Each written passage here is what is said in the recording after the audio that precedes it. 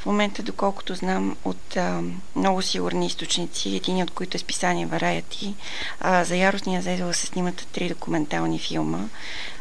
Първият от тях със сигурност ще е готов в края на 2024, а следващите 2 около 3 месеца след това. Аз съм от стартрекийски род. Снощи имахме заек с Плънка, който се е приготвил по нашите земи преди години. Тоест, в смисъл, точно когато Зезола нахлу, иде от нея всичко. И снощи беше ритуално да се направим точно същия заек, нали, който се е приготвил преди от нашите деди. Беше много яко. Изпиха се доста количество алкохол. Върнахме спомените назад.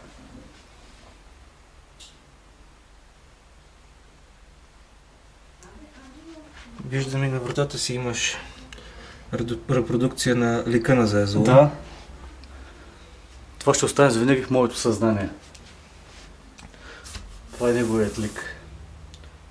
Всъщност можем да кажем, че Дейвид Боуи е използвал определени визуални архетипи, когато е създавал собствения си образ. Зезола е вътре в него. А това е наследникът му. А вашия род къде е по средата? Всъщност аз знам, че те са воювали с него през 15 век. Моят род е избит. Аз съм единствено оставал наследник. И какво би направил днес, ако срещнеш наследник на Зезола? Наследник на Зезола? Не знам. Би ли му простил? Или тайно би го съсякал на някоя След толкова уличка? много години, може би, не знам, на момента ще се види.